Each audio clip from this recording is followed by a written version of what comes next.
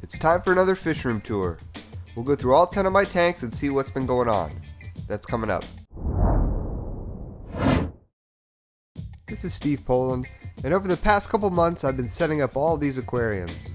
If you're subscribed to this channel, then you've seen all these projects, but you haven't really seen the whole picture in one video. So that will be the focus this week. We'll start with the two tanks that are in my living area. The first is the 125-gallon all-male peacock and hap tank. This is the main show tank, my pride and joy. I'm really happy with the way it looks right now. Only a few of the fish are full grown, but the rest have been growing quickly. I think a big factor in that has been the continuous drip system. All 10 of my tanks are on that drip system, and it's probably the best decision I've made. I run 3 filters on this tank, all Eheim. There are two 2217s and a 2260. I also have a small power head in the upper right corner for surface agitation.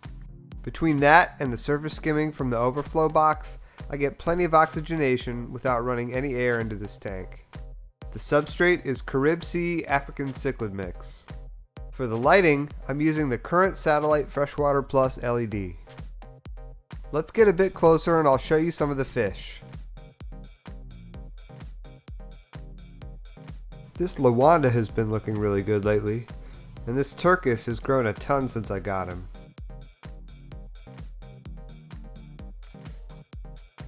This dragon blood from the Cichlid Shack has always been one of my favorites. This is one of 2 electric blues that I got from a local breeder. This is actually the worst looking of the 2, if you could believe it. There's my blue neon, the fish that got me into peacocks. This sunshine has been a big hit on Instagram. I'm SP Cichlids if you don't already follow me. This is a nice bicolor 500, also from the Cichlid Shack. Here we have a red empress from a different local breeder that also has very nice fish.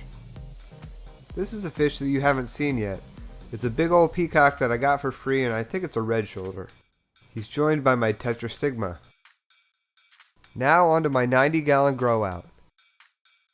These are all fish that are either being grown out to go in the 125, or they're females that I'm using to bring out the color in the males.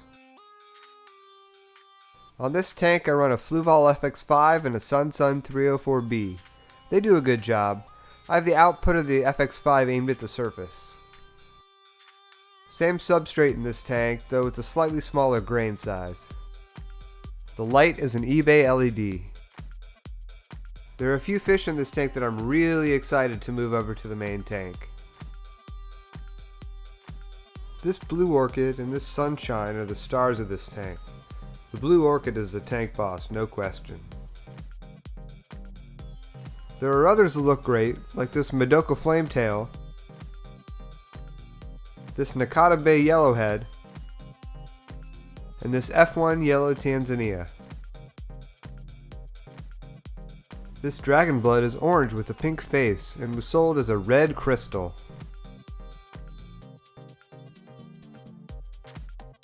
And my star sapphire is darting through here, but he has a long way to go before he reaches his potential. Those tanks are great, but what I'm most excited to show you is the basement fish room now that it's at a temporary stopping point. This room separates the main part of the basement from the crawl space. It's 12 foot by 12 foot, but it's not all dedicated to fish. Starting with the door, we have the Quad 40 breeder rack, then my free weights. Then the room is split by the furnace and water heater. Then we have the double 55-gallon rack, and then the double 40 breeder rack. Let's take a look at each tank. We'll go through the breeding groups first.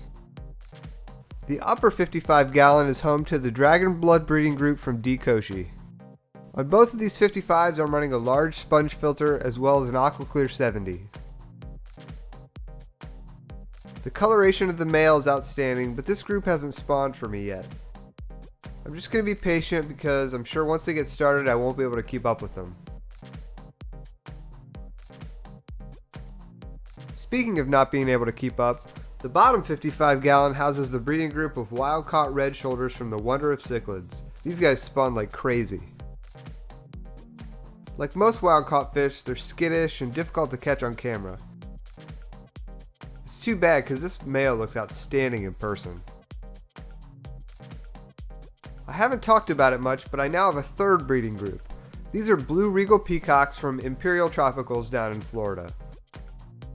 I had originally ordered a group of 1 male and 3 females. Somehow they sent me 4 males. I ended up getting the other groups that I just showed you and was ready to let it go, but on a whim I sent an email to Imperial just to let them know when it happened. I didn't expect them to do anything about it, but I wanted them to know in case they needed to make a change to their process. But they actually offered to send me some females for free, which I was more than willing to accept. So it turns out that the 3 females they sent were 2 females and a male. Oh well. I actually have another blue regal female from a group of unsexed fish that I bought when I first started keeping peacocks, so I threw her in there as well. They've already spawned for me once, and the males all look really nice. I had the largest one in the 125, but he colored down to almost nothing. A week in this tank and he was back to looking great. I'll let him be for a while. Up above that group in the other 40 breeder is a tank that I'm using for several purposes.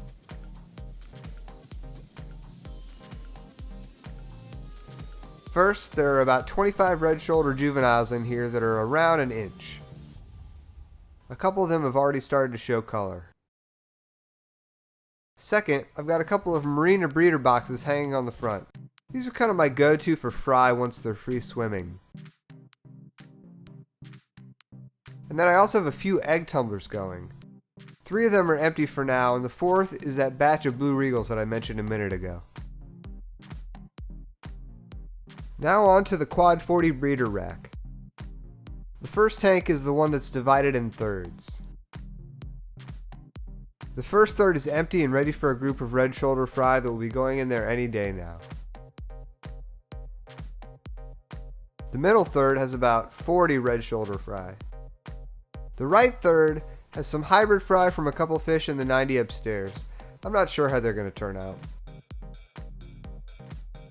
I've got a small sponge filter and a heater in each of the 3 compartments just to keep the temperature even and make sure the whole tank is properly filtered.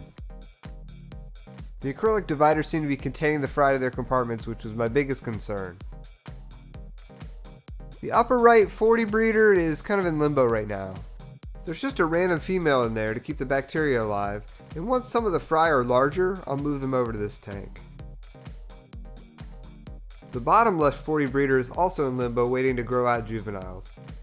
I've got a couple females in there, as well as a juvenile Z-Rock that I'm hoping is a male, and a redfin borlei that I pulled out of the 125 because he had colored way down. The bottom right 40 breeder has a few juvenile red shoulders from a batch that didn't produce very many fish. I should probably just throw them in with the others that are close to the same size.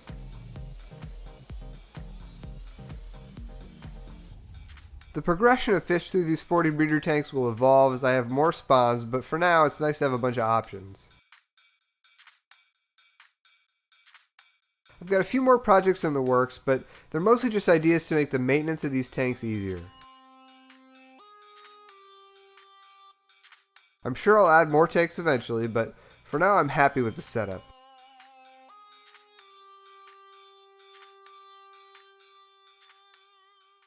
I'd love to hear what you think about this Fishroom tour down in the comments. And if this is your first time here at Steve Poland Cichlids, then I would love to have you subscribe. Because each week I bring you a new video sharing my experiences in the aquarium hobby. I give updates on my tanks, review products, show you DIY projects, and share tips and tricks to help you take your tank to the next level. Hit subscribe today to follow along. Have a good one!